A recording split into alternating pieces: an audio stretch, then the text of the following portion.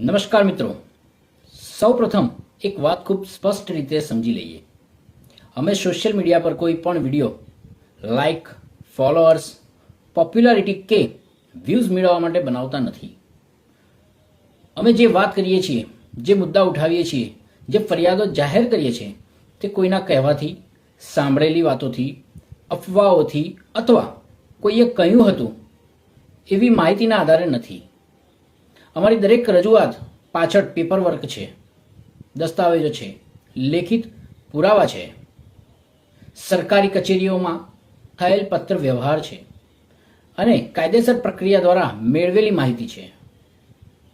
અમે પહેલા અભ્યાસ કરીએ છીએ, દસ્તાવેજો ચકાસીએ છીએ, કાયદાકીય પ્રક્રિયાને સમજીએ છીએ, કોઈ મુદ્દો લોકો સમક્ષ મૂકતા પહેલા આ તમામ નિરીક્ષણ કરીએ છીએ. આથી કાલે કોઈ પણ વ્યક્તિ, કોઈ પણ અધિકારી અથવા કોઈ પણ તત્વ અમારા ઉપર આક્ષેપ મૂકે તો યાદ રાખજો, અમે ખાલી શબ્દોથી નથી બોલતા, પુરાવાથી બોલીએ છીએ.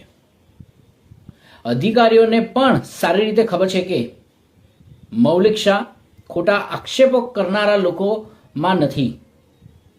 અમે સિસ્ટમના વિરોધી નથી, પરંતુ સિસ્ટમમાં ઘૂસી ગયેલી કરપ્ટ માનસિકતાના વિરોધી છીએ. જ્યાં ગેરરીતિ છે, જ્યાં સત્તાનો દુરુપયોગ છે, જ્યાં સામાન્ય માણસનો અવાજ દબાવવામાં આવે છે, ત્યાં સત્ય બહાર લાવવું એ જ અમારી જવાબદારી છે. અમારું લક્ષ્ય કોઈ વ્યક્તિને બદનામ કરવાનું નથી. સત્યને બહાર લાવવું, લોકોને જાગૃત કરવું અને નબળાને મજબૂત બનાવવો.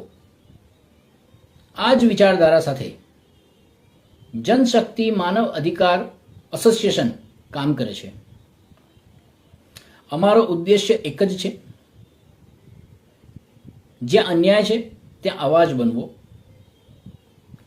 યાદ રાખજો, સત્યને થોડી દબાવી શકાય પરંતુ હરાવી ન શકાય. જ્યાં સુધી અમારી પાસે પુરાવા છે ત્યાં સુધી અમારી કલમ, અમારી વાણી અને અમારી લડત ચાલુ રહેશે.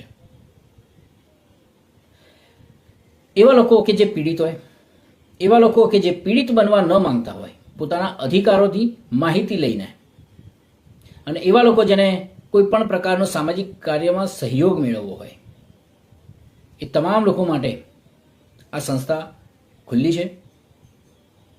તો આ સાથે આવા કોઈ પણ માહિતી તમારા સુધી સીમિત ન રાખો, એને ઉચ્ચ અધિકારી સુધી પહોંચાડવામાં મદદરૂપ બનો. કારણ કે હાલના સમયમાં સૌથી વધારે ભાર રોજગારીનો, પરિવારનો, કામ ધંધાનો એ તો આપણે નિભાવીએ જ છીએ અને એ આપણે ઉપાડીએ જ છીએ. એ ભાર કરતાં પણ વધુ ભાર અવાજ ઉઠાવવો છે.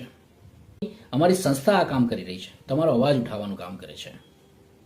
તો ખાલી આ વિડીયોને તમારા સુધી સીમિત ન રાખી ઉચ્ચ અધિકારી સુધી અથવા જરૂરિયાતમંદ સુધી પહોંચાડવાનું કામ કરશો તો પણ તમે અવાજ ઉઠાયો બરાબર જ કહેવાશે. મળીએ છીએ આવતા એક નવા ટોપિક સાથે, એક નવી જાગૃતિ સાથે. જય સંવિધાન.